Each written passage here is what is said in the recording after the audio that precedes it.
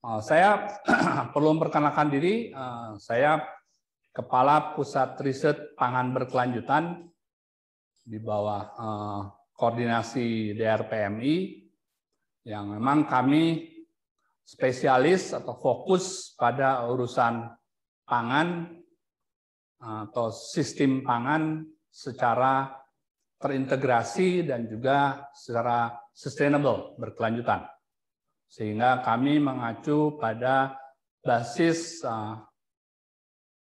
multidisiplin, interdisiplin di antara para peneliti kami yang tentu saja menjadi sangat pengayaannya menjadi sangat baik. Ya, betul. Isu tentang pangan itu merupakan goal atau tujuan capaian kedua dari 17 SDGs. SDGs ini sudah menjadi komitmen internasional, termasuk Indonesia, untuk menjadi capaian kemajuan pembangunan. Goal yang pertama itu adalah mengentaskan kemiskinan. Yang paling pertama, yang paling penting. Nah, yang kedua adalah menghapuskan kelaparan, zero hunger. Jadi dari posisinya sebagai goal kedua dan kemudian terkait dengan 7 goal yang lainnya, artinya kalau goal kedua gagal, maka akan ada goal-goal yang lain atau tujuan pembangunan yang lain yang akan juga terhambat pencapaiannya.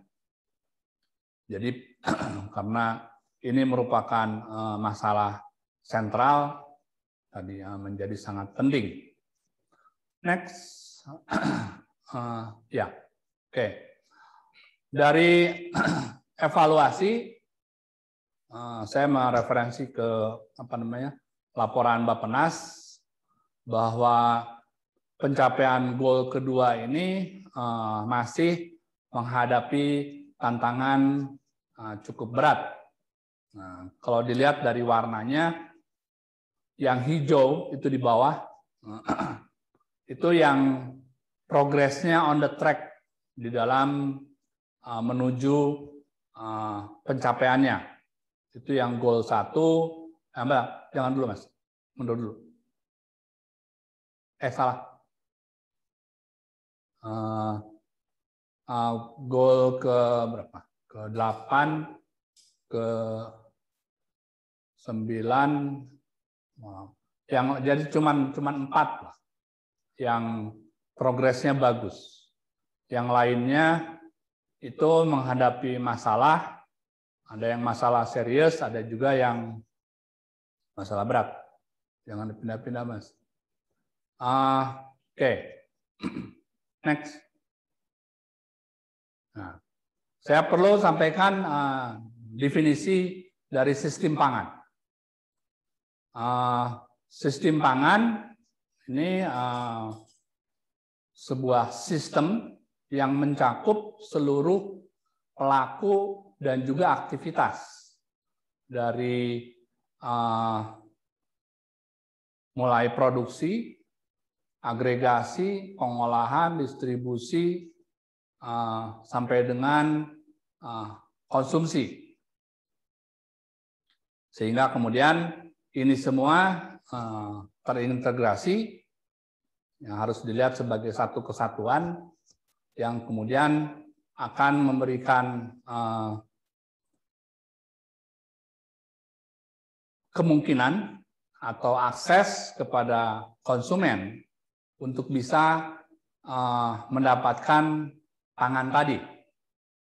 Nah, tentu saja kemudian di bagian lain juga mensyaratkan atau mengharuskan bahwa pangan yang diproduksi itu adalah pangan yang aman, sehat, dan juga terbebas dari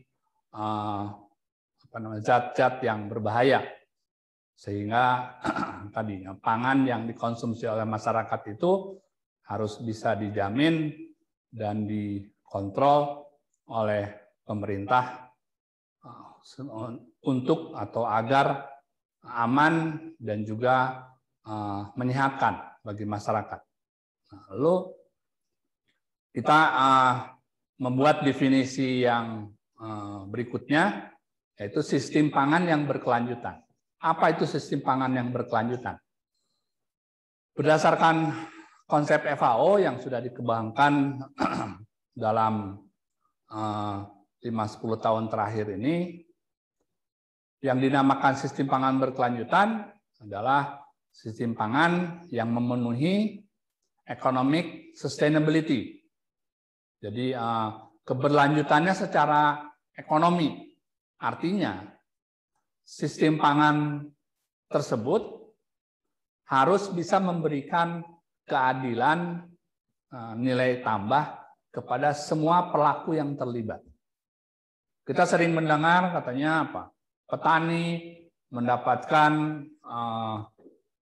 insentif atau hasil dari pertaniannya dengan harga yang sangat murah, setelah 3 bulan menghasilkan, mendapatkannya nilai tambah paling rendah dibandingkan dengan pelaku-pelaku lain. Nah, itu tidak menjamin keberlanjutan.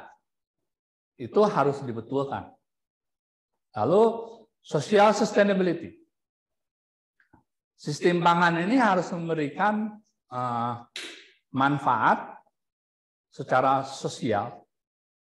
Jadi baik dari produksinya maupun juga kegiatannya yang secara keseluruhan memberikan manfaat terbaik bagi masyarakat. Tentu saja sesuai dengan budaya sosial, budaya setempat. Jadi kita tahu di Indonesia berbeda daerah dari barat ke timur itu pangan utamanya berbeda. Nah, ini juga harus bisa mengakomodasi social sustainability berdasarkan pangan lokalnya, bukan pangan nasionalnya. Karena kadang-kadang pangan nasional itu tidak relevan dengan masyarakat setempat. Oke, environmental sustainability. Artinya produksi pangan sampai dengan proses pangan sampai mencapai atau bisa diakses oleh konsumen itu jangan atau tidak boleh mencemari lingkungan, dan juga sekarang tambahannya lagi dengan adanya perubahan iklim itu harus memiliki dampak pada perubahan iklim yang minimal, sekecil mungkin. Jadi ini 3 pokok sustainability yang harus menjadi acuan atau patokan untuk menjamin keberlanjutan sistem pangan. Next. Sustainability atau keberlanjutan dari food system dalam konsep FAO itu dilihat atau seringkali diintroduksi, diperkenalkan dalam food system wheels yang sebelah kiri. Ini menggambarkan keterkaitan antar subsistem di dalam food system yang akhirnya kemudian menjamin aksesibilitas dari konsumen dengan kualitas tadi yang menyehatkan dan aman bagi konsumen. Di sebelah kanan ini diagram yang menggambarkan tadi keterkaitan antara economic sustainability dengan environmental sustainability dengan social sustainability, di mana intersect dari aspek-aspek ini kemudian menciptakan terminologi yang sekarang banyak dibahas. Misalnya environmental sustainability, intersection dengan masalah economic sustainability, ini yang dibahas dalam green growth, pertumbuhan yang ramah lingkungan. Dan juga kemudian tadi intersection antara ekonomi dengan sosial itu juga menciptakan terminologi yang banyak dibahas terkait dengan exclusive growth atau pertumbuhan yang inklusif. Jadi tidak ada yang terpinggirkan, tidak ada yang tersampingkan di dalam pertumbuhan ekonomi pangan ini, sehingga kemudian tadi petani kecil atau petani berlahan sempit itu juga harus diperhitungkan kehidupannya, kesejahteraannya, bukannya kemudian mendukung produksi pangan yang dihasilkan oleh korporasi, walaupun sekarang Kementerian Pertanian sedang menggenjot istilahnya korporatisasi dari petani. Ya, itu program, kita lihat hasilnya nanti. Tapi sebetulnya itu diharapkan oleh Kementerian Pertanian bisa menjadi solusi dari permasalahan petani gurem yang selalu menjadi isu di dalam pembangunan pertanian.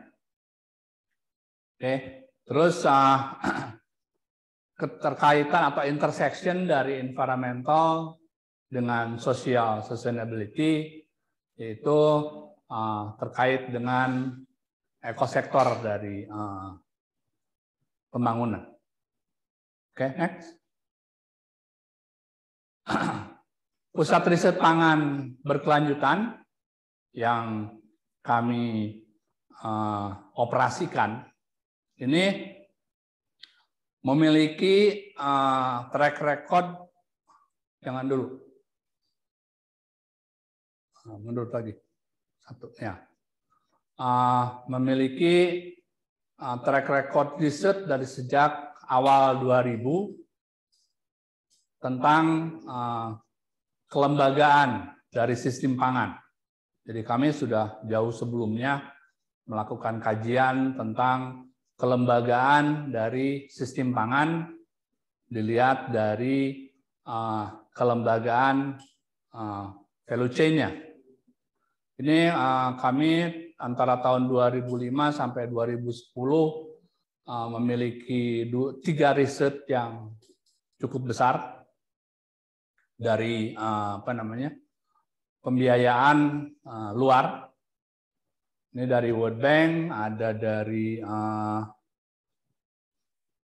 IIED Inggris, DFID, di bawah DFID, lalu juga dari USAID untuk section sama CRSP. Juga 3 pembiayaan ini cukup besar sehingga memungkinkan kami melakukan riset dengan sampel besar untuk memahami keseluruhan rantai dari food system ini, dari petani sampai dengan ke konsumen. Nah, termasuk di dalamnya periode yang kami teliti waktu itu adalah terjadinya revolusi supermarket awal tahun 2000. Itu pada saat Carrefour, Continent masuk Indonesia, Walmart juga, dan merubah secara drastis sistem retail pangan pada saat itu. Sempat berjalan dan menjadi penyedia pangan yang utama pada saat itu sampai dengan mulai turun mulai bermasalah dengan pasar karena sedikitnya yang belanja ke supermarket, terutama supermarket yang besar. Supermarket yang kecil berupa minimart itu masih berjalan sampai sekarang. Mulai tahun 2018 sebelum COVID.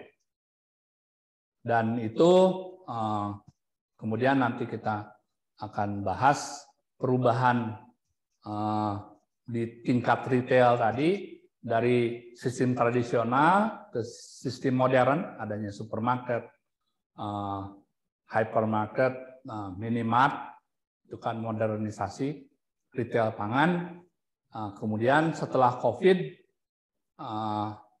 supermarketnya menurun drastis dan kemudian diisi oleh penyediaan pangan melalui online. Tapi itu baru berkembang pesat dengan adanya COVID. Sebelumnya masih sangat kecil. Nah, itu yang kami melihat atau mencari peluang untuk melakukan riset yang besar juga, melanjutkan penelitian kami tentang transformasi retail pangan ini ke depan. Jadi kondisi sekarang ke depannya, sehingga paling tidak kita punya proyeksi nanti seperti apa yang akan menyediakan pangan atau jasa penyedia pangan bagi masyarakat itu yang seperti apa. Sehingga kemudian agar tetap terjaga, masyarakat bisa mendapatkan pangan dengan harga murah dan kualitas yang baik, tentu saja aman dan bagi kesehatan. Next. Ya. Kemudian riset tentang peluang dan ancaman ekonomi sosial budaya terkait dengan globalisasi pasar dan internasionalisasi pangan. Ini juga terjadi pada sekitar awal 2000-an, tapi agak lebih ke tengah. Kita lihat banyaknya makanan industri yang beredar di pasar dan kemudian juga mencapai desa-desa. Cukup ironi bahwa masyarakat desa sekarang lebih bangga mengkonsumsi pangan hasil industri, supermie, makanan-makanan snack yang biasa dikonsumsi oleh anak kecil yang dihasilkan dari industri makanan, dibandingkan dengan pangan-pangan lokal yang ada di sekitar mereka, yang sebetulnya banyak tersedia. Tapi sekarang ada ketergantungan dari masyarakat desa terhadap pangan-pangan industri semakin besar. Indonesia belum separah Vietnam. Di Vietnam itu sudah lebih dari 50% masyarakat desa konsumsinya terhadap makanan industri. Di kita, saya belum sempat melakukan riset khusus tentang itu, dan juga saya belum membaca adanya riset yang membahas itu. Mungkin ini potensi bagi mahasiswa pasca dan juga dosen untuk melakukan penelitian lapangan di pedesaan, berapa persen pangan yang dikonsumsi oleh masyarakat desa itu berasal dari industri pangan dibandingkan dengan pangan-pangan yang ada di sekitarnya. Ya, kita tahu masyarakat desa biasa makan rebus ubi, rebus jagung, gitu kan, rebus kacang-kacangan dan sebagainya. Sekarang justru mereka lebih senang, lebih bangga memakan makanan ciki dan juga makanan lainnya. Oke, dan juga internasionalisasi pangan. Ini plus minusnya. Nah, internasionalisasi pangan seperti kan adanya burger, terus French fries, ayam goreng lah, dan lain-lain. itu sebetulnya bukan format makanan kita atau pizza ya. Itu juga bukan makanan kita, itu adalah makanan internasional. Tapi anak sekarang suka seperti itu.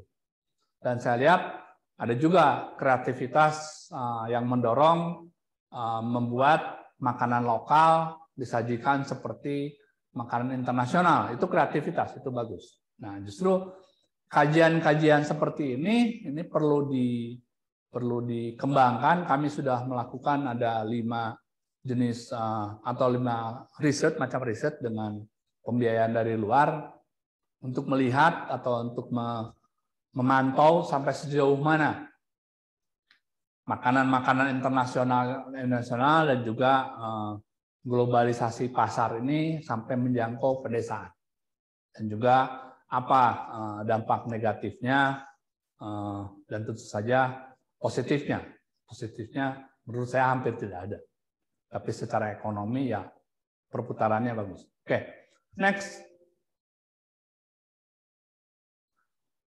Dampak perubahan iklim dan adaptasi petani berlahan sempit, kami melakukan kurang lebih 5. Sebetulnya ini yang besar saja. Nah, ada juga yang kecil-kecilnya dari periode 2009 sampai 2013.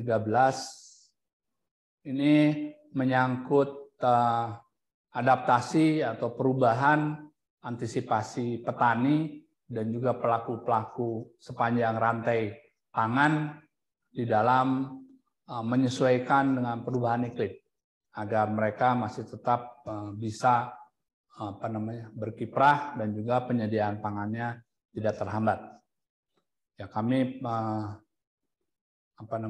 memiliki pengalaman cukup banyak melakukan penelitian tentang penelitian seperti ini juga yang berdampak pada berkelanjutan, karena salah satu yang terancam atau salah satu yang mengancam keberlanjutan adalah perubahan iklim.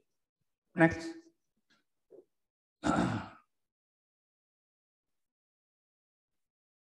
Ya. Lalu pusat riset pangan kami juga telah dan sedang melakukan riset aksi dan juga rekayasa di dalam memahami tentang keberlanjutan ini lebih jauh, karena kadang-kadang untuk hal-hal yang memang belum ada atau belum terjadi, mau tidak mau kita harus terlibat di dalam penciptaannya sebagai bagian dari komunitas akademik. Kami merasa terpanggil untuk melakukan riset aksi dan juga rekayasa kepada para pelaku agar kemudian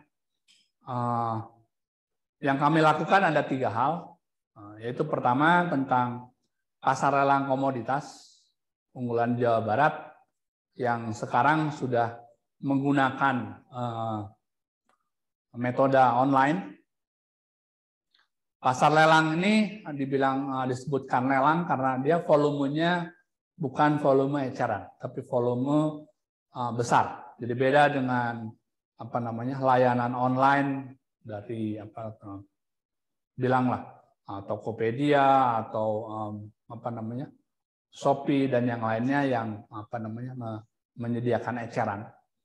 Pasar lelang komoditas ini menjual dari petani atau tepatnya koperasi atau gabungan kelompok tani, sehingga volume yang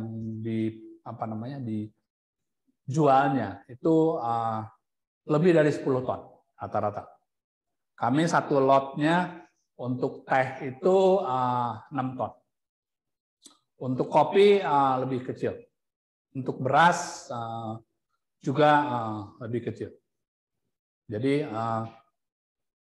tadi ini dirasakan perlu karena penjualan atau pasar komoditas pertanian ini saat ini sangat tergantung pada transaksi fisik yang volume besarnya untuk jembatan ke pasar bursa komoditas itu belum ada. Jadi instrumennya sistem resi gudang, pasar lelang online, ini dua instrumen yang dijalankan oleh Bapepti tapi belum secara efektif bisa menyentuh atau berdampak pada petani, dan kami terlibat melakukan riset aksi, jadi menjalankan, mengamati, kemudian juga melakukan wawancara dengan para pelaku untuk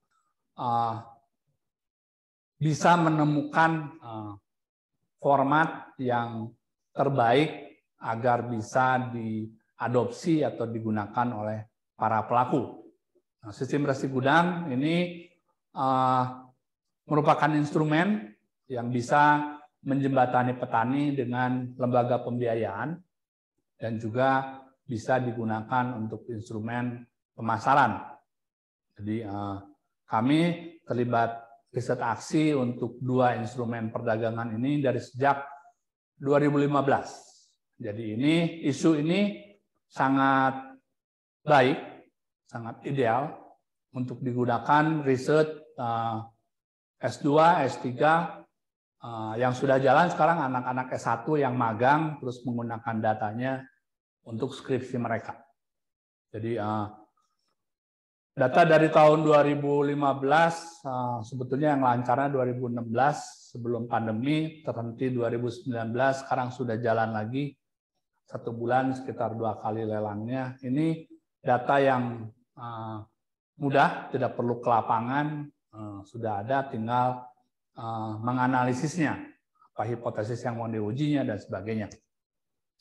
Dan yang ketiga, kami juga melakukan riset aksi dan rekayasa digital yang diharapkan akan mendukung kebijakan publik tentang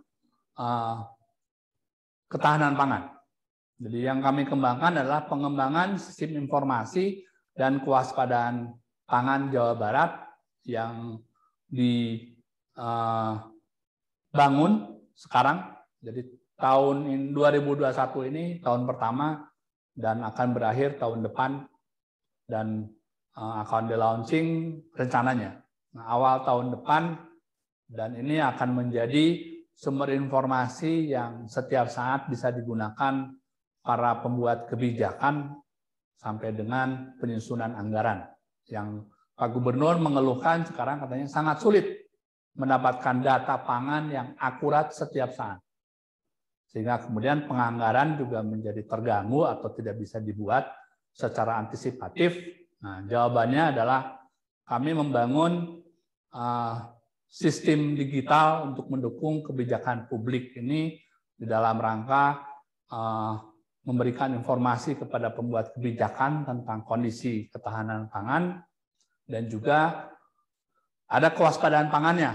Jadi apabila ada salah satu daerah kabupaten kota di Jawa Barat yang mengindikasikan ada ancaman untuk terjadi kerawanan pangan, maka sistem ini akan memberikan alarm kepada pembuat kebijakan sehingga kemudian perlu ada reaksi cepat di dalam meresponnya.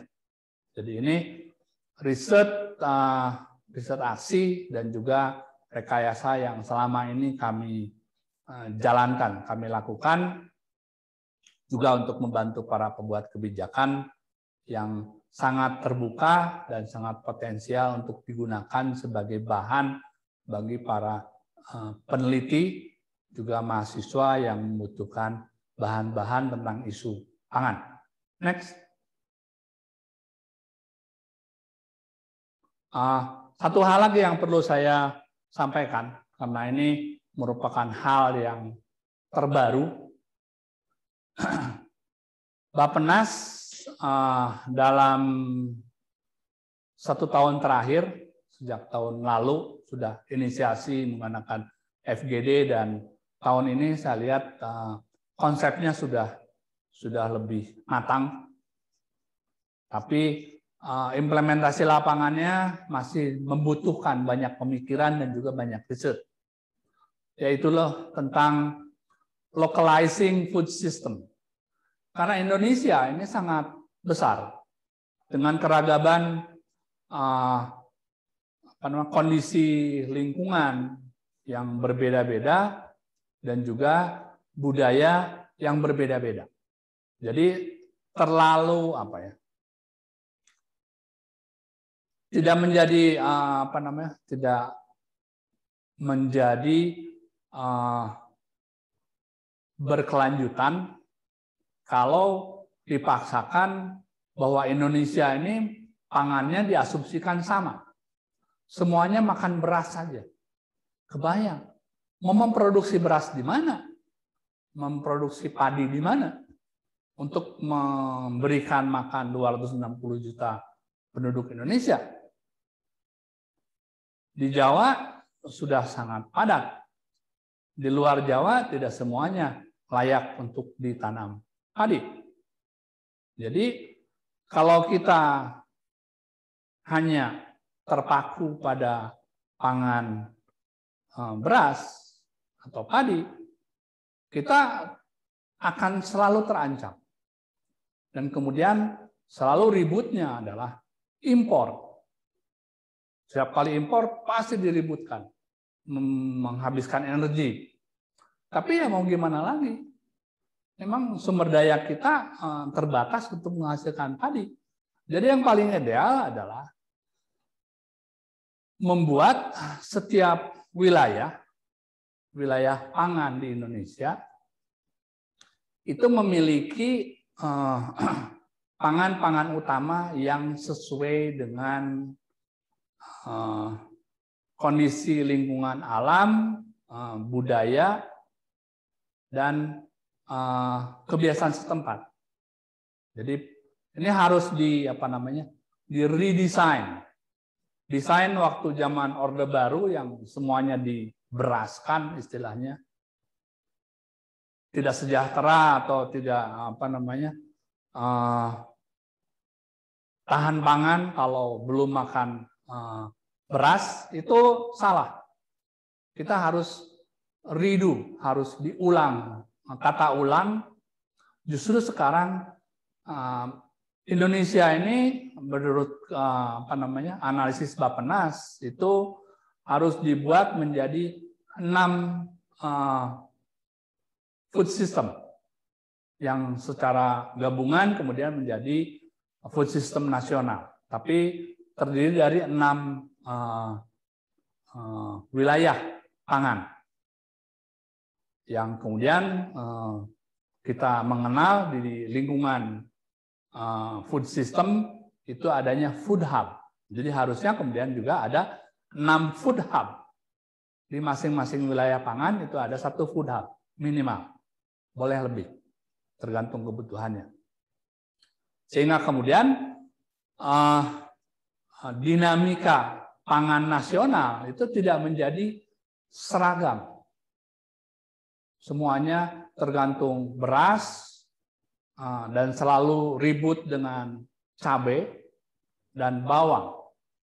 Itu semua terjadi karena kita mengasumsikan masyarakat Indonesia sama semua. Padahal tidak. Next. Nah, jadi maaf, balik dulu. Kembali ke yang tadi. Nah, jadi Bappenas titik pandangnya itu bahwa masing-masing lokasi atau wilayah di Indonesia itu punya natural resources atau sumber daya alam yang berbeda-beda, yang kemudian mendorong jenis pangan yang juga berbeda-beda. Dan terus kemudian dari perspektif budayanya juga ini tumbuh sekian ratus tahun bersama dengan kondisi alamnya, itu menciptakan budaya pangan yang berbeda-beda juga. Sehingga kemudian, next berikutnya Mas. Nah, sehingga kemudian Bappenas membagi Indonesia menjadi 6 wilayah pangan. Satu dilihat sebelah Indonesia Barat itu ada Sumatera. Kita tahu walaupun Sumatera juga sebagian besar menyukai beras, tapi beras yang di Sumatera itu beda dengan beras yang di Pulau Jawa. Karakternya beda. Jadi Pulau Jawa keseluruhan, Jawa Barat sampai dengan Jawa Timur itu satu wilayah pangan karena memang jenis pangannya mirip sama. Lalu di atas wilayah pangan Kalimantan.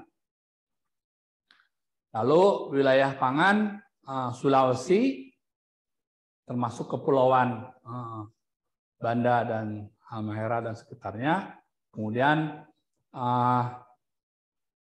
wilayah pangan Papua, ini berdekatan dan overlap satu sama lain karena ada kemiripan tapi tidak identik.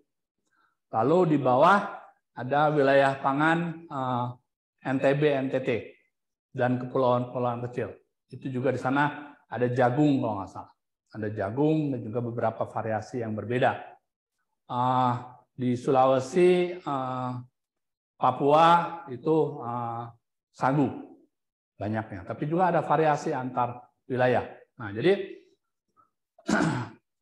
pewilayahan pangan ini menurut saya lebih sesuai untuk Indonesia.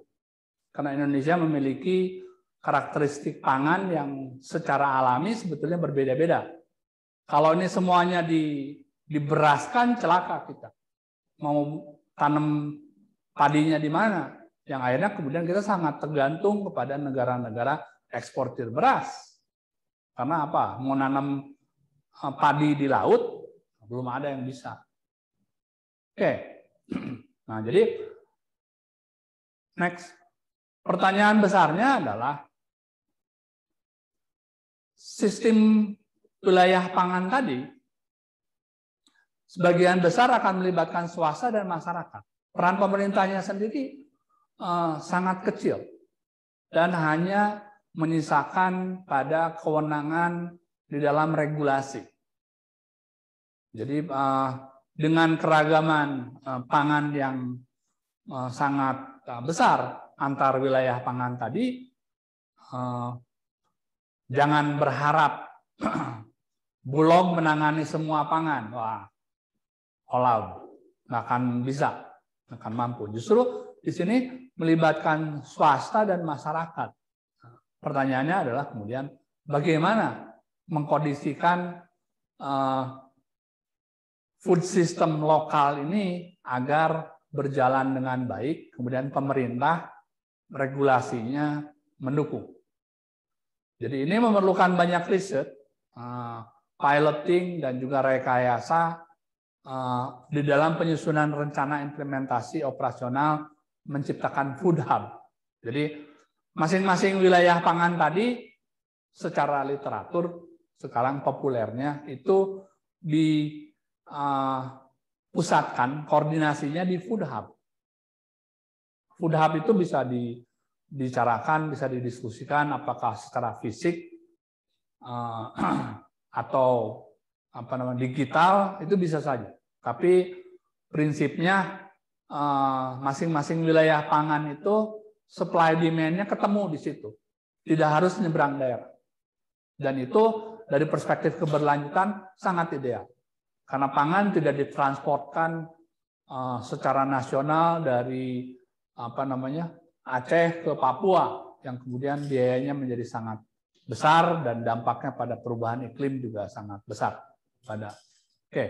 Dan apa dan bagaimana peran pemerintah dan regulasi apa yang dibutuhkan untuk menciptakan sistem pangan wilayah ini yang efektif dan dinamis.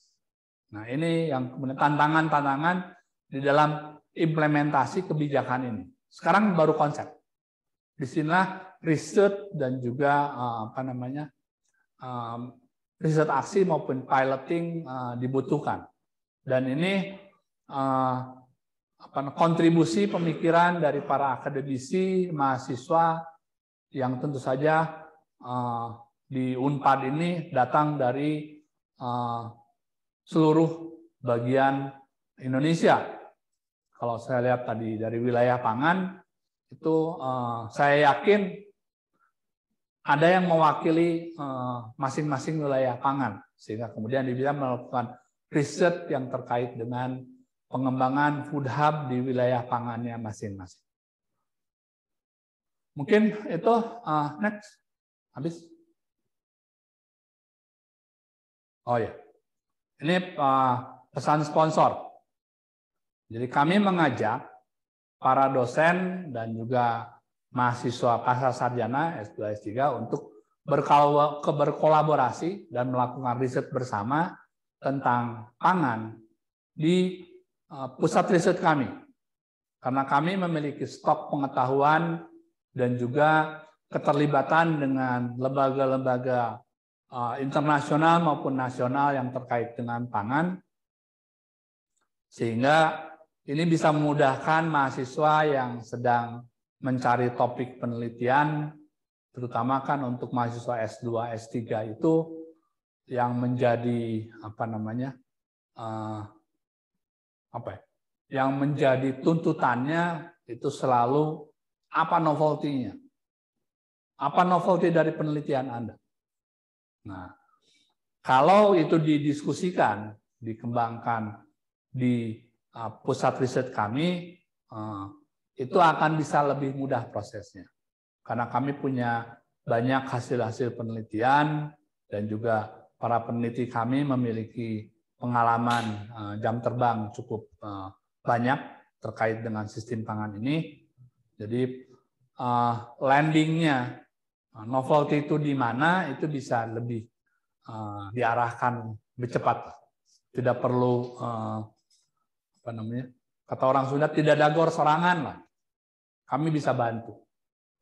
Lalu juga dari para dosen yang selalu dituntut untuk melakukan penelitian dalam tridharma perguruan tinggi dengan dana kompetitif nasional ataupun juga dari Unpad, kami bisa membantu di dalam mengarahkan dan kemudian juga mendudukan pada posisi pentingnya di dalam isu pangan, sehingga tadi bisa lebih diterima atau lebih ditangkap oleh para reviewer di pendanaan penelitian ini, karena semuanya juga sebetulnya formatnya generik. Yang penting jelas masalahnya, apa yang mau ditelitinya, nanti jawabannya itu untuk apa atau keterbaruannya, temuannya apa. Jadi kami bisa bantu untuk mendiskusikan tadi baik entry point maupun arahannya. Juga pengajuan proposal kerjasama internasional. Kadang-kadang dengan keterbatasan para peneliti yang terlibat di pusat riset kami, banyak peluang-peluang untuk mengajukan proposal yang tidak bisa kami respon karena terbatasnya SDM-nya. Nah, jadi justru harapannya dengan adanya latar belakang keilmuan yang berbeda-beda yang membahas tentang pangan ini justru akan menjadi pengayaan di dalam pemikiran juga di dalam bahasannya dibandingkan dengan kalau hanya datang dari satu keilmuan saja, apakah dari pertanian saja atau saya dari agribisnis, ngomong dengan orang agribisnis saja, pasti diskusinya hal yang sama dan sempit. Tapi kalau ada orang agronomi, ada yang dari keilmuan-keilmuan lain, malah di luar pertanian, ini akan menjadi pengayaan. Lalu publikasi bersama untuk jurnal terindeks Scopus dan Sinta, ini merupakan harapan atau dorongan dari lembaga kita di Unpad untuk meningkatkan peringkat internasionalnya Unpad dari segi publikasi.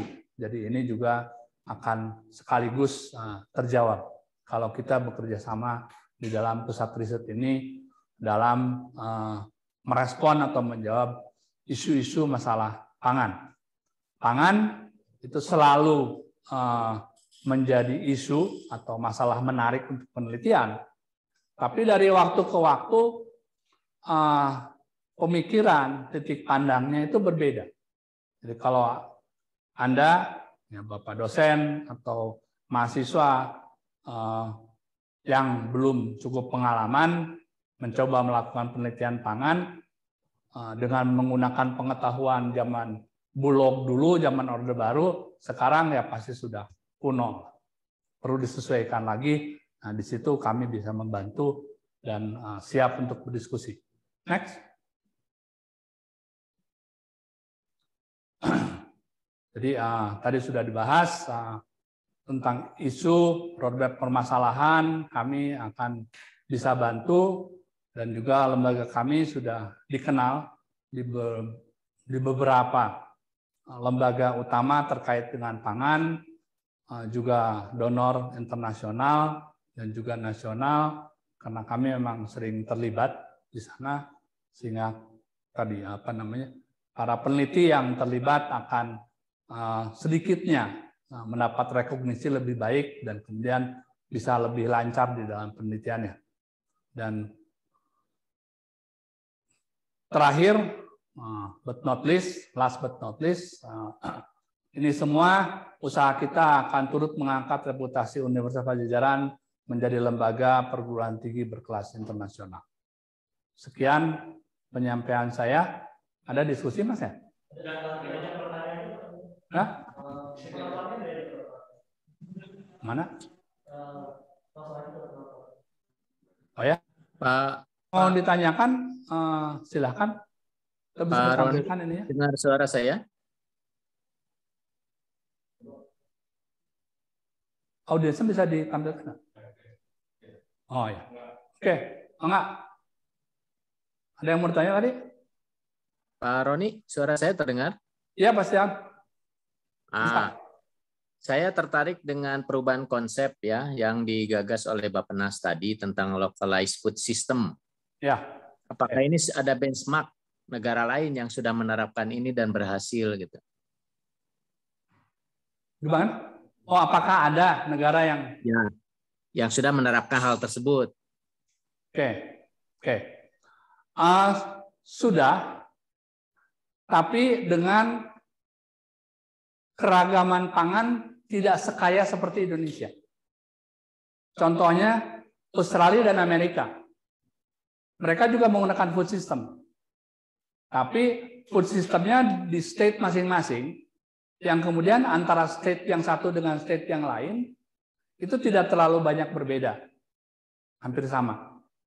Tapi mereka mengaktifkan si food hub-nya, itu sebetulnya di dalam mengedukasi dan mengajak para konsumen lokal untuk mendukung para petani lokalnya.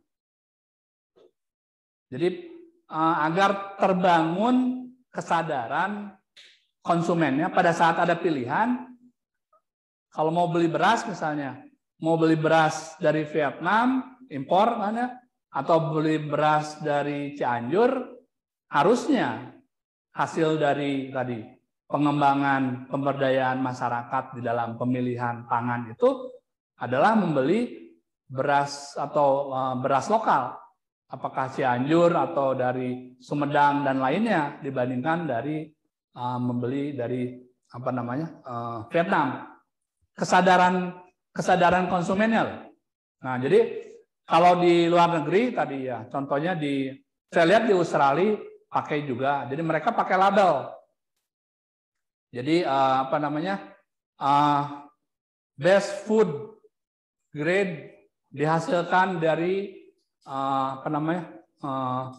Australia Selatan misalnya, gitu. Di Amerika juga saya lihat begitu. Jadi kalau yang supermarket besar itu yang dijualnya atau yang dipasarkannya adalah pangan umum. Ada impor, ada yang dari mana-mana dan sebagainya, yang harganya dan kemudian produknya juga sejenis.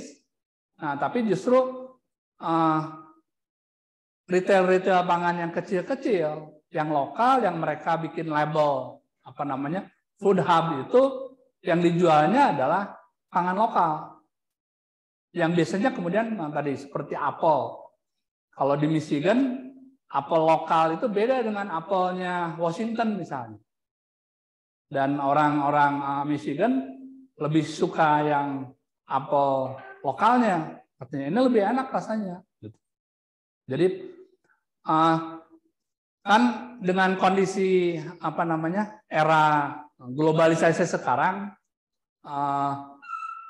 pemerintah menutup pasar itu tidak bisa dilakukan tanpa konsekuensi. Konsekuensinya bisa dihukum sama WTO, bisa kena retaliasi dari sistem perdagangan dari lawan kita dan sebagainya. Jadi food hub atau localizing food system ini merupakan mekanisme efektif bukan saja menciptakan sistem pangan yang lebih efisien karena tersedia secara lokal, tapi juga mekanisme yang efektif di dalam membendung impor. Karena kesadaran konsumennya di dalam mengkonsumsi pangan itu ditanamkan dengan sosialisasi, dengan kemasannya yang diberikan label, belilah pangan dari Jawa Barat misalnya gitu. Sehingga kemudian tadi ada effort untuk membuat konsumen kita lebih berdaulat. Kita kan mengenal istilah kedaulatan pangan. Tapi kedaulatan pangan itu kadang-kadang tidak digunakan dengan wise di dalam memilih pangan. Sebut-sebut aja cuma jargon politik. Kita harus berdaulat pangan dan sebagainya, tapi pas prakteknya membeli pangan, ya tetap aja membeli yang lainnya gitu. Itu kan namanya tidak berdaulat. Ya, begitu Pak. Terima kasih Pak. Baik, terima kasih Pak Roni. Nah, ada yang lain? Mangga mau bertanya? Silakan. Ada 2 orang Kang, silakan. Pak Kasroni dengan Pak Dede, silakan. Pak Kasroni dulu. Kasroni, ya. Mangga, Pak Kasroni, silakan. Dibuka ya. Assalamualaikum warahmatullahi wabarakatuh. Waalaikumsalam. Terima kasih atas kesempatannya. Kebetulan kalau saya itu basicnya di dunia pertanian, Pak. Jadi kami sangat mengamati sekali ini tentang kondisi keamanan pangan gitu ya. Nah, Bapak dari mana, Pak? Lembaganya? Dari penyuluh pertanian, Pak. Penyuluh pertanian. Oke, ya. Jadi kami yang menangani langsung di lapangan itu Pak yang mengenai pertanian. Kalau saya lihat di dunia teknologi pertanian itu semakin sulit semakin berkembang. Artinya harusnya kondisi pangan itu tercapai dengan baik gitu ya. Walaupun jumlah populasi penduduk kita semakin meningkat. Kalau misalnya konsep pengembangan pangan lokal itu bisa dilakukan, tapi harus ada komitmen gitu dari pemerintah gitu. Nah, beberapa kita coba ada pengembangan misalnya kawasan talas, misalnya kawasan tanaman apa gitu. Itu hanya sebatas kalau kata Bapak bilang tadi sebagai jargon, Pak. Betul gitu, jargon gitu. Kalau dari sisi ketanaman kita tahan sebenarnya, cuman ada 2 kementerian yang mungkin beda tujuan gitu. Satu sisi misalnya Menteri Perdagangan bagaimana dia mendapatkan hasil dari impor barang. Sementara kita orang-orang di lapangan bagaimana berupaya produksi itu meningkat, Pak. Contoh kasus misalnya kenapa misalnya cabai itu harganya begitu jatuh gitu di bulan-bulan akhir ini? Karena adanya impor gitu. Bayangin ketika masyarakat sudah menanam, sudah tinggal panen, impor datang gitu. Artinya di mana posisi pemerintah untuk melindungi masyarakat gitu? Padahal pangan itu nomor 1 gitu dan mudah digoyangkan gitu. Artinya konsep-konsep yang disampaikan di forum tadi itu sebenarnya luar biasa gitu dan bagus banget lah menurut saya gitu. Tetapi kembali lagi regulasi pemerintah mau nggak untuk mendorong ke arah sana gitu. Mungkin kalau misalnya hanya negara Amerika atau Australia mungkin keberpihakan pemerintah untuk mendorong regulasi itu sangat mendukung sekali gitu. Bagaimana dengan kita Pak gitu? Artinya kita yakin nggak untuk bisa konsep itu diterapkan kita sementara regulasi yang ada di kita itu ganti pemerintah, ganti sistem Pak gitu. Artinya ganti kebijakan gitu ya. Nah itu butuh effort yang kuat untuk ke arah sana gitu Pak. Kira-kira menurut pandangan Bapak ini bagaimana kebijakan ke depannya dengan kita memberikan masukan seperti itu, tapi kalau lihat-lihat yang sudah-sudah itu hanya sebatas jargon lah gitu Pak. Mungkin itu Pak. Assalamualaikum warahmatullahi wabarakatuh. Ya sebetulnya sih kalau menurut saya masyarakat kan juga harus berdaya, dalam arti kata pada saat masyarakat memilih misalnya politisi yang akan menduduki posisi di wakil rakyat misalnya, atau juga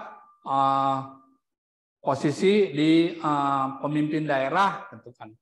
Pilihlah mereka yang memang memperlihatkan bukan hanya kata-kata, tapi juga body language yang memang mendukung atau pro pada pertanian lokal, gitu loh.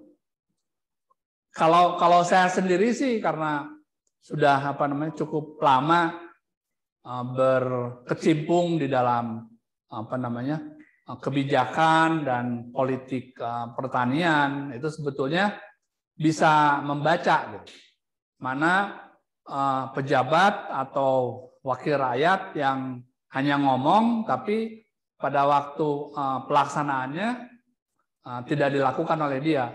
Karena harusnya masyarakat sendiri memiliki kesadaran untuk memilih wakil-wakil mereka yang duduk di pemerintah daerah maupun juga di parlemen yang memang pro atau mendukung rakyatnya atau rakyat setempat lah istilahnya. Itu satu hal.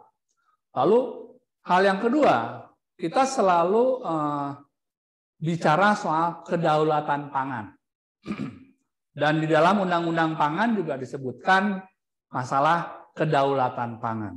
Nah, kedaulatan pangan ini sering diucapkan tapi difahaminya secara berbeda-beda antara satu orang dengan orang lain.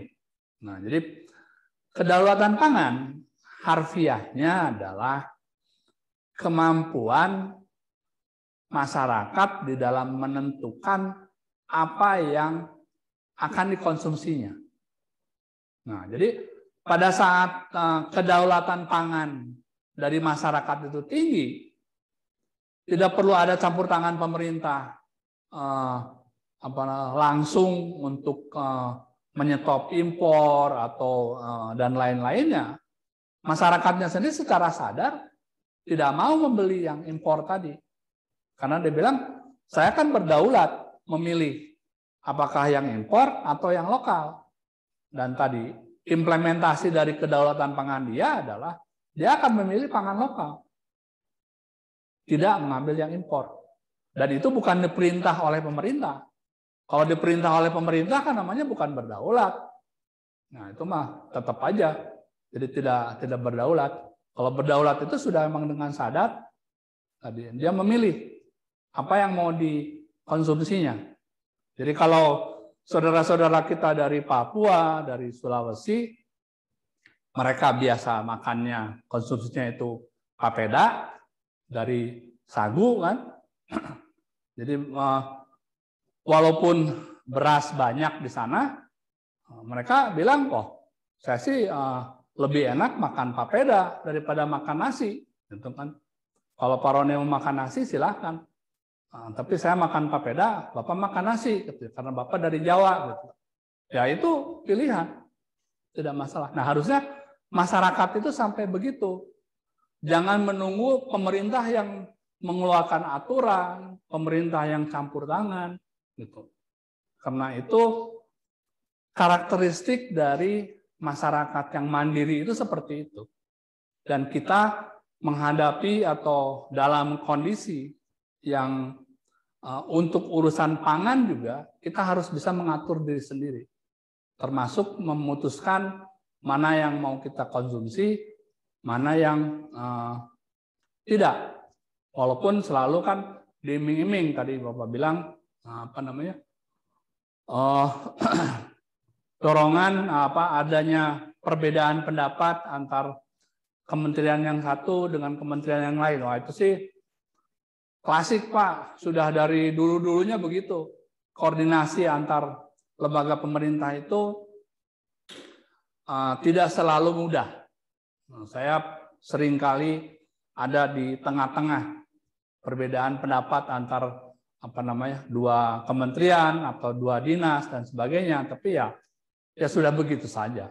Tidak perlu diributkan karena memang kadang-kadang juga itu cuma sementara. Tergantung karakter orangnya yang sedang menjabat pada saat itu, nanti dia selesai jabatannya juga normal lagi. Jadi bukan masalah sistem, tapi masalah orangnya. Nah, masalah orangnya itu susah diatur oleh pemerintah, susah diatur oleh yang lain, itu mah biar aja nanti juga turun sendiri. Tapi yang saya lebih memperhatikan itu adalah masalah kesistemannya. Ini kesistemannya menggeser dari pendekatan atau paradigma lama tentang pangan yang orientasinya sangat condong ke produksi dan mendorong ke swasembada pangan at all cost, artinya kita baru dibilang tahan pangan kalau kita memproduksi jumlah yang cukup untuk memberi makan misalnya se-Jawa Barat atau se-Indonesia. Wah, susah, Pak, kalau begitu. Jadi soal kecukupan di dalam menyediakan pangan itu memang harus diusahakan sebaik mungkin. Tapi juga jangan memaksakan. Karena realitasnya, terutama padi, itu tidak bisa diproduksi di mana saja. Kata orang Sunda, nggak bisa segawayah lah. Karena apa? Karena produktivitas padi antara tegalan dengan sawah itu perbedaannya sangat jauh. Sehingga kemudian efisiensinya juga menjadi rendah. Oh ya, satu lagi. Di dalam konteks impor dengan lokal, kita selalu meributkan impor itu atau melihat impor itu adalah permainan dari pihak-pihak oknum, gitu kan. Tapi sebagai ekonom pertanian, saya melihat kenapa impor itu terdorong untuk dilakukan, karena memang realitanya harga pangan atau produksi pangan di negara pengekspor, Vietnam aja misalnya, itu lebih murah daripada biaya produksi padi di Indonesia.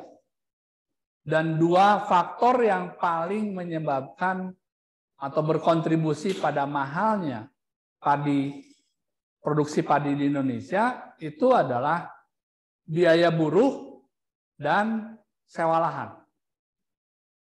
Bisa dipahami karena lahan di Vietnam kan semuanya milik negara, mereka komunis. Nah, lahan itu tidak dimiliki oleh masyarakat. Keduanya, tenaga kerja di Vietnam itu murah. Sehingga kemudian biaya produksinya beras padi di Vietnam itu setengahnya dari biaya produksi di Indonesia. Dan tadi dua faktor yang berkontribusi pada mahalnya atau tingginya biaya produksi padi di Indonesia itu adalah tenaga kerja dan sewa lahan. Yang lain-lainnya tidak berbeda jauh, tapi akibatnya tadi harga padi, harga beras Indonesia itu lebih tinggi dari beras dari Vietnam, sehingga kemudian dengan perbedaan harga yang hampir 2 kali lipat seperti itu, godaan untuk mengimpor pasti selalu ada di situ. Pasti selalu ada oknum yang tergoda untuk mengimpor, gimana pun caranya. Apakah legal atau ilegal. Ilegal itu diselundupkan. Sudah dilarang juga ada aja yang mengusahakan. Ya begitulah. kalau ada perbedaan harga yang sangat jauh. Nah, jadi kemudian itu juga menjadi tugas pemerintah untuk bersama-sama mengusahakan agar biaya produksi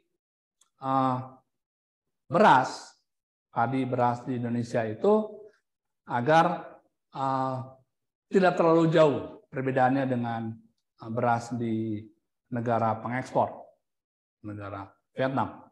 Dulu kita sering mengimpor itu dari Thailand. Sekarang beras Thailand harganya sudah tidak murah. Sehingga kemudian kalah oleh beras dari Vietnam. Dan memang kondisi daerah Delta Mekong itu sangat subur. Jadi saya pernah iseng tanya sama orang dinas pertanian di Vietnam, kok hebat sekali ya Vietnam memproduksi berasnya bisa demikian murah dan produktivitasnya tinggi. Mereka bilang, ya nggak tahu Pak, pemerintah di sini nggak ngapa-ngapain katanya. Itu kerjanya petani aja, tanam, hasilkan ya hasilnya seperti itu katanya. Dan terus kemudian saya menelusuri lebih jauh, ternyata memang Delta Mekong itu sangat subur.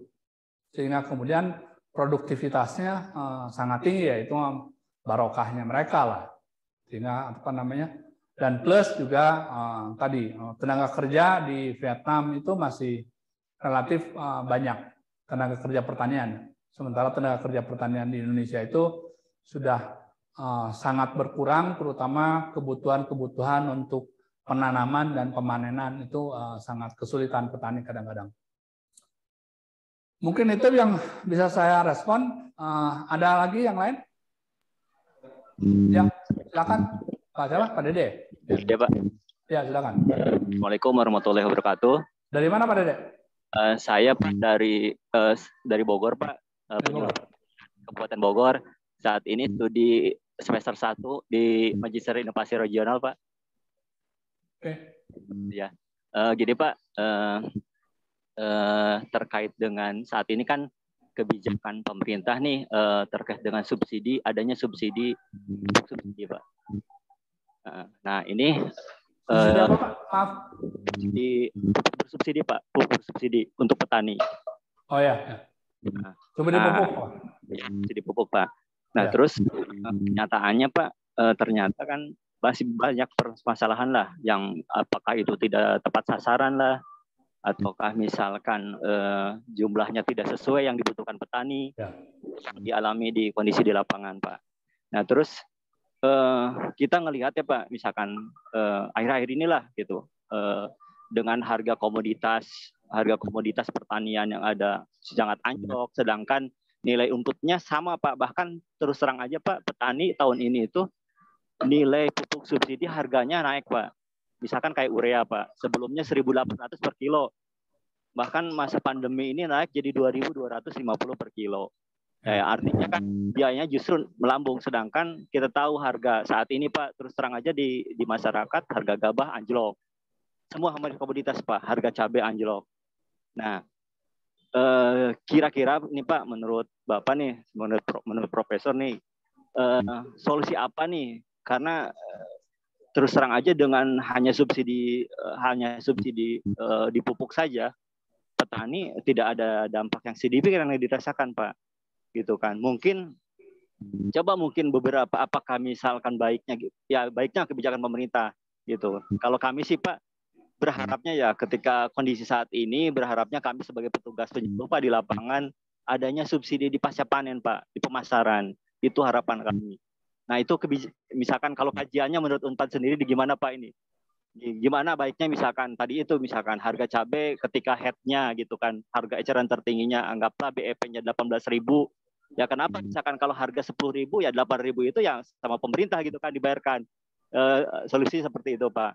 Gitu. Itu Pak yang saat ini gimana lah terkait dengan program ini yang kami rasakan belum menjadikan solusi bagi petani Pak. Apalagi petani di tempat saya kerja terutama itu Maksimal rata 0,1 sampai 0,2 hektar, Pak. Paling 1.000 sampai 2.000 kepemilikannya. Itu banyak juga banyaknya sudah mulai buruh, Pak, saat ini gitu. Itu kondisinya, Pak, seperti itu. Terima kasih, Prof. Ya. Oke. Masalah subsidi pupuk ini sudah banyak didiskusikan dan memang perlu segera dicari alternatif lainnya. Karena memang subsidi pupuk ini banyak terjadi kebocoran dan juga salah sasaran, termasuk juga pasar gelapnya. Pernah coba dirubah sistemnya dengan kartu, tapi ternyata juga bermasalah karena tidak terbiasanya petani dengan pakai kartu, akhirnya kemudian petani tidak bisa mengakses pupuk bersubsidi tadi. Tadinya kan begitu, petani diberikan subsidinya itu ke kartu, kemudian kartunya dipakai untuk beli pupuk, gitu kan.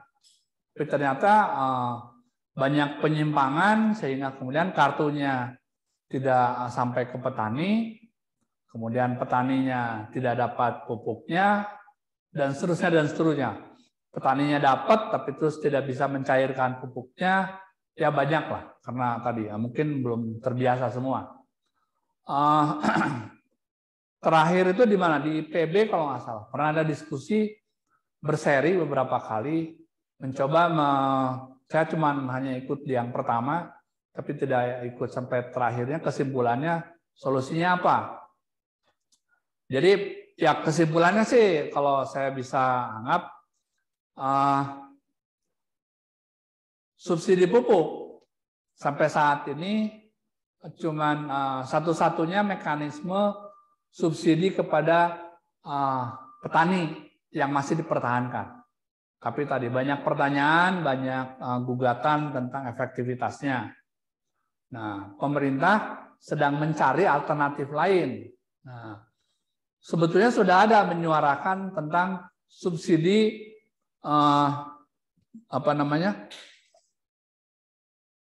harga panen atau harga output. Jadi dari subsidi input digeser ke subsidi output. Secara teoritis sebetulnya bisa. Nah, tapi kemudian antisipasi pada permasalahan-permasalahan juga kebocoran masalah di subsidi output tadi gitu. Jadi kelihatannya diskusinya belum tuntas. Kalau subsidi pupuk kelihatannya umurnya tidak akan lama lagi. Itu akan digantikan atau akan dirubah. Dari diskusi yang terakhir yang saya ikuti begitu kelihatannya nadanya, karena Ibu Menteri Keuangan juga sudah menggerutu terus, biayanya besar, tapi sasarannya mengeluhkan katanya mereka tidak dapat apa-apa, malahan mereka harus membeli pupuk dengan harga yang lebih tinggi katanya. Jadi sudah pemerintah buang-buang uang, tapi kemudian sasarannya juga tidak mendapatkan manfaat dari itu. Jadi saya belum mengikuti lagi diskusi tentang subsidi pupuk ini, gantinya atau apakah diganti mekanismenya atau akan digeser ke subsidi yang lain. Tapi memang dari pengamatan ini sudah waktunya untuk dirubah, diganti. Yang mungkin yang paling efektif itu harusnya subsidinya langsung ke petaninya, jangan ke barang. Jadi kalau ke pupuk itu kan ke barang. Kalau digeser digantikan ke gabah itu juga barang kan. Nah, kalau usulan saya justru harusnya subsidinya langsung ke petani, jangan ke barang, gitu. Apa namanya? Itu saya sudah lontarkan di Bappenas, jadi nggak tahu nanti hasilnya seperti apa. Karena pertanyaannya sebetulnya siapa yang punya daftar petani katanya. Nah, bingung lagi semua, karena daftar petaninya nggak jelas. Jadi sudah daftar pupuknya nggak jelas, mau diganti ke subsidi gabah, jumlah gabahnya juga nggak akurat, nggak jelas. Digeserkan ke subsidi ke petaninya, nanya lagi, daftar petaninya mana katanya. Nggak akurat juga, bingung kan. Nah ini jadi memang pendataan ini perlu dibereskan apa. Jadi kalau mekanisme apapun menurut saya, kalau tanpa data yang akurat itu pasti jebol. Pasti berantakan. Jadi semangatnya harus membereskan dulu pendataan masalah pertanian kita, termasuk juga siapa petani, siapa bukan petani. Jangan sampai nanti subsidinya ke petani, yang dapatnya bukan petaninya malahan, tuan tanahnya misalnya, kan jadi salah lagi. Ya Pak, mungkin yang bisa saya jawab begitu Pak. Kalau saya sih lebih setuju subsidinya ke petaninya. Seperti di Jepang itu, yang diberikan subsidi dari pemerintah itu adalah petaninya, bukan komoditasnya. Ya Pak, boleh. Mungkin gini Pak, tambahan aja ya. Kan kebetulan kan kami sebagai penyuluh udah kurang lebih hampir 4 tahunan Pak memperbaiki di Kementerian Pertanian ada namanya data Simlutan Pak. Ya. Jadi informasi penyuluh pertanian. Ini sekarang sudah datanya by name by address Pak. Jadi udah dimasukin basisnya kelompok tani, anggotanya setiap penyuluh itu yang menginput Pak seperti itu saat ini. Mudah-mudahan sih Pak setahun atau 2 tahun lagi kelar nih Pak. Kalau untuk kami ya untuk di Kabupaten Bogor lah mungkin seperti itu. Gitu. Nah terus gini Pak ada tambahan lagi Pak. Dari saya nih kira-kira nih kan kami sebagai penyuluh salah satunya harus mencari Pak solusi di lapangan. Salah satunya nanti itu Pak harga. Terus terang Pak petani saat ini selain dengan misalkan tadi biaya inputnya yang mahal kan salah satunya harga Pak. Terutama masih adanya tengkulak yang di lapangan. Jadi harga itu ya khususnya petani itu masih banyak ya yang terkait dengan sistem ijon itu Pak, seperti itu. Nah, mungkin solusi dari kebetulan di wilayah kerja saya itu memanfaatkan fungsi dari kelompok tani atau gapok tani yang ada Pak. Jadi kelompok tani yang tadi disebutkan kita berusaha memotong rantai pemasaran tadi. Salah satunya mengumpulkan barang yang mau dijual dan dibawa bersama-sama ke pasar.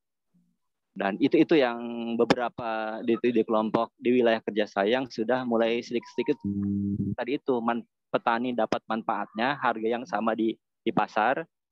Terus misalkan ya artinya tidak ada harga sampai setengah harga berbeda-bedanya Pak dengan harga pasaran.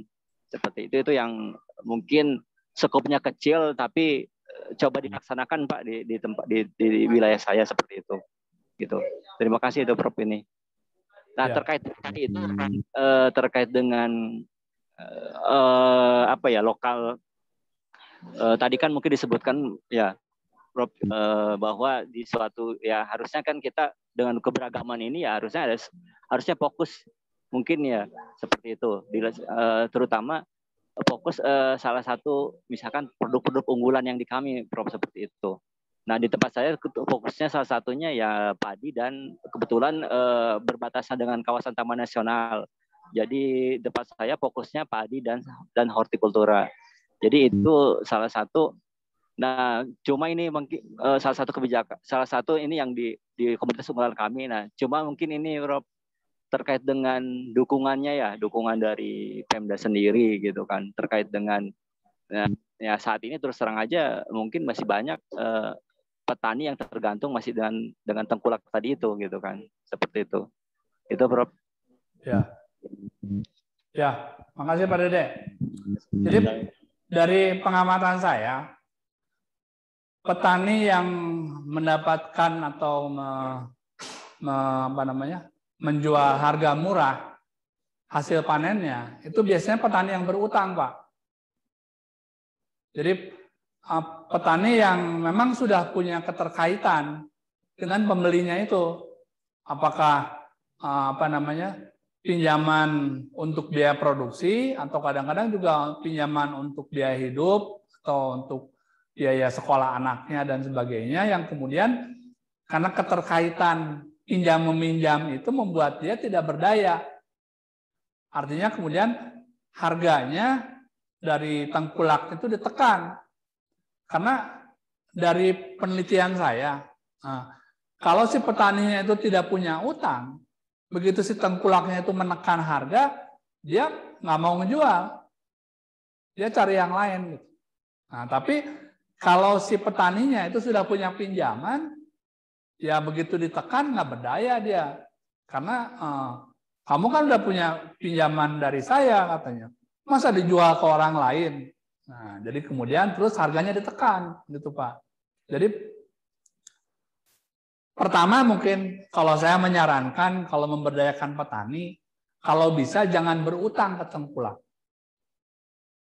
Kalau mau meminjam itu pinjamlah ke lembaga resmi, apa koperasi atau BRI misalnya atau yang lain, sehingga kemudian pada waktu dia bertransaksi dengan tengkulak, dia masih punya kemandirian untuk tidak harus menjual kepada tengkulak tersebut. Kalau harganya tidak cocok, dia bisa jual ke tengkulak yang lain. Jadi itu dari hasil penelitian saya, secara umum bahwa petani yang mendapatkan harga rendah atau ditekan oleh tengkulak itu karena dia berutang. Berutang ya bukan hanya berutang uang, tapi juga berutang budi. Itu yang berat. Itu yang berat.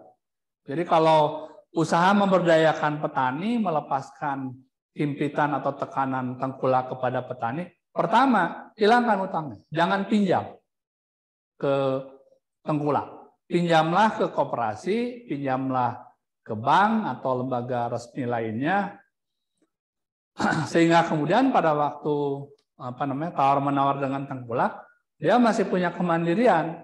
Karena tengkulak banyak biasanya. Pengamatan saya di dalam satu kampung itu tengkulak lebih dari satu biasanya. Minimal 3, kadang-kadang sampai 10. Tapi begitu saya tanya, kenapa selalu menjual ke orang itu aja? Pak, saya punya utang, Pak. Nanti saya dia secara moral menjadi salah. Pinjamnya ke tengkulak itu, ngejualnya ke tengkulak yang lain. Nanti itu tersebar menjadi sebuah satu hal yang memalukan. Petani itu menjadi petani yang tidak bermoral istilahnya. Dan itu sangat menakutkan buat petani. Kalau dibilang petani tidak berbudi atau petani tidak tahu diri, pinjam aja pada saat butuhnya, pada saat menjual ke orang lain, itu kan buat dia sangat melukai. Sehingga kemudian petani selalu patuh dengan sistem pinjam meminjam tadi, tapi kemudian akibatnya dia menjadi tidak berdaya. Jadi itu yang pertama. Menciptakan alternatif pasar bagi petani itu mudah diucapkan, susah dilakukan. Memang tadi konsep food hub harusnya bisa memberikan alternatif pemasaran bagi petani secara lokal. Pasar yang menampung hasil-hasil produk dari setempat yang kemudian petani memiliki posisi yang lebih baik dibandingkan kalau petani menjual ke pasar yang jauh dari tempatnya, yang kemudian juga tadi perantaranya banyak, biaya menghantarkannya juga banyak, yang kemudian pada saat sampai pasar tadi posisi tawarnya sudah lemah dia. Gitu. Mungkin itu yang bisa saya jawab untuk Pak Dede tadi, mudah-mudahan menjawab. Tapi tadi ada siapa? Oh, Bu Yani. Bu Yani mahasiswa saya nih, sangat tertarik tadi dengan penjelasan revolusi supermarket, ikut membentuk sistem pangan. Pasar vertikal ya, itu.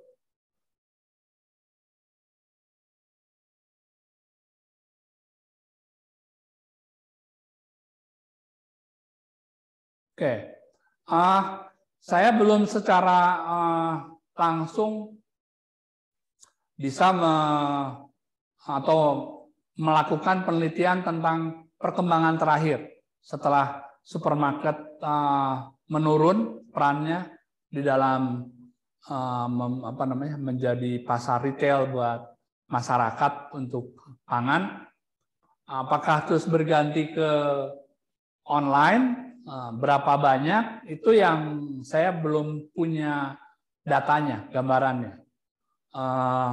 Salah seorang calon mahasiswa saya, Yuliana, anak katanya tertarik untuk penelitian di area itu, dan saya sangat menantikan itu bisa direalisasikan karena merupakan kelanjutan dari penelitian revolusi supermarket atau modernisasi retail dari era 2000-an sampai dengan 2018.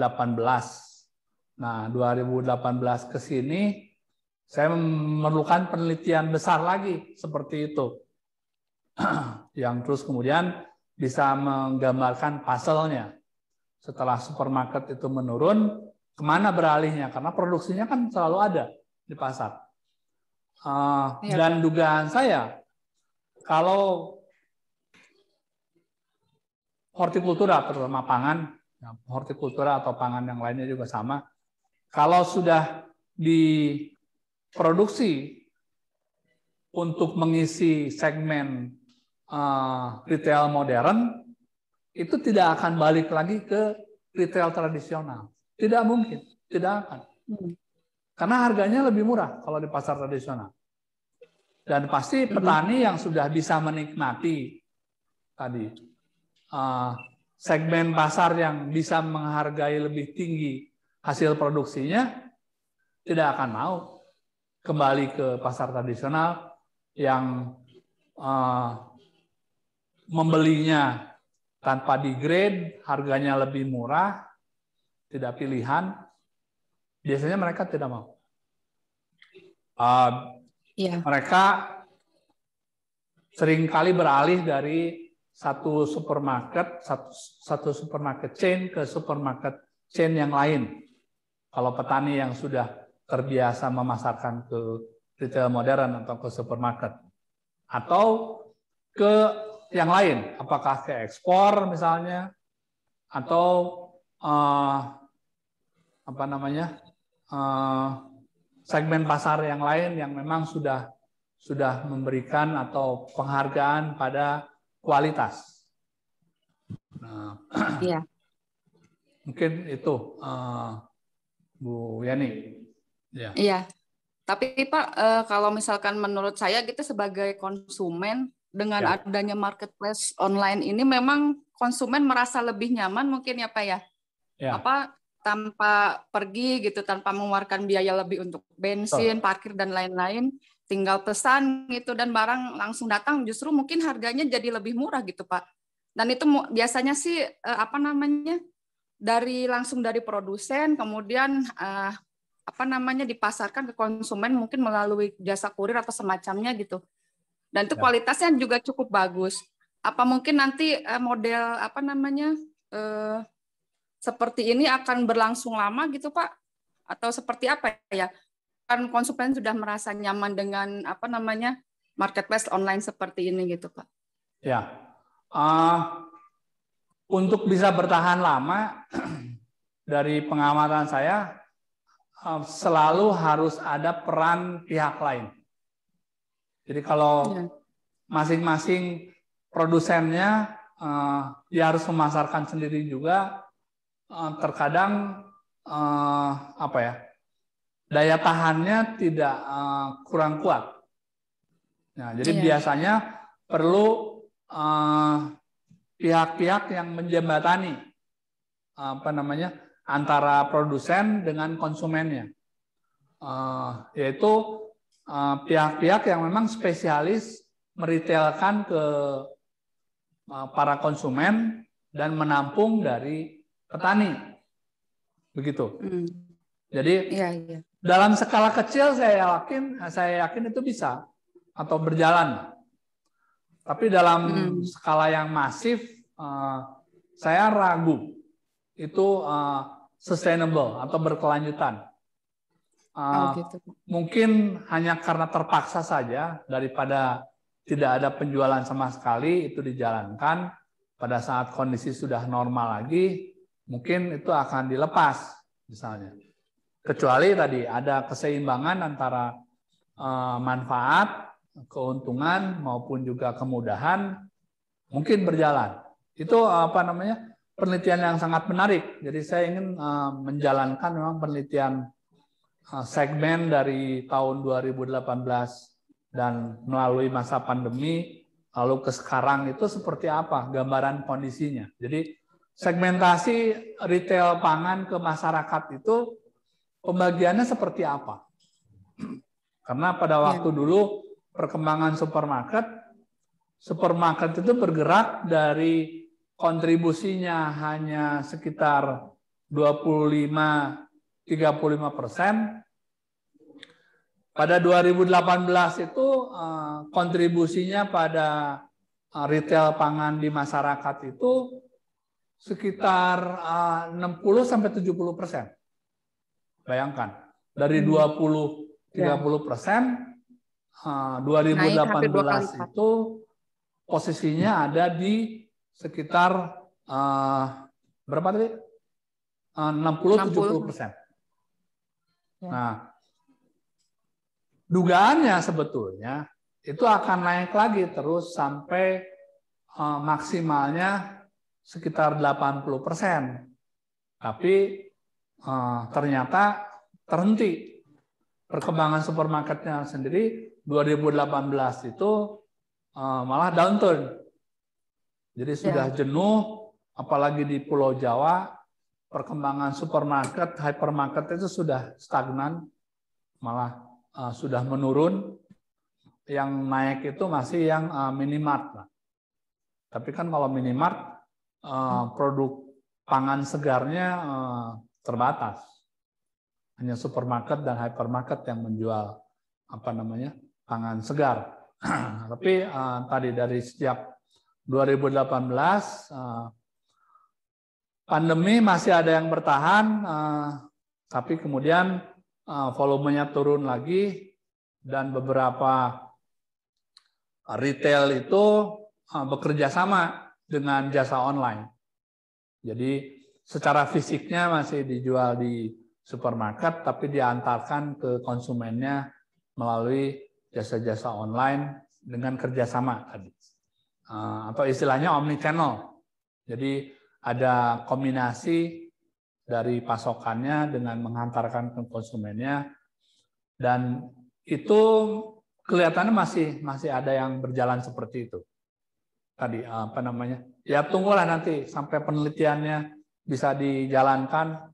Dan mudah-mudahan ada insight atau ada gambaran baru apakah ini hanya fenomena sejenak pada saat pandemi, kemudian pandemi selesai, kembali lagi ke awal, atau seperti apa, who knows.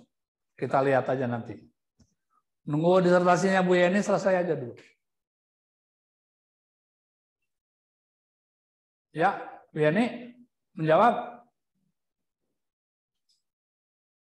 Udah kemana? Oh, ya. Apa? Oke. Kalau tidak ada lagi pertanyaan, mungkin kuliahnya sekarang sudah jam 3 dari jam 1, jadi sudah 2 jam. Sudah cukup, saya rasa. Ya, makasih Bapak penjelasannya. Ya. Terima kasih Bapak penjelasannya. Tidak ada lagi? Tidak ada ya? Terima kasih. Ya. Bapak Ibu sekalian, dengan demikian saya akhiri kuliah umum atau seminar ini dengan mengucapkan alhamdulillah. Assalamualaikum warahmatullahi wabarakatuh. Terima kasih atas perhatiannya dan ada berapa orang semuanya, Mas? Yang sisanya terakhir 13 ya. Ya, terima kasih. Assalamualaikum warahmatullahi wabarakatuh. Waalaikumsalam. Sampai nanti.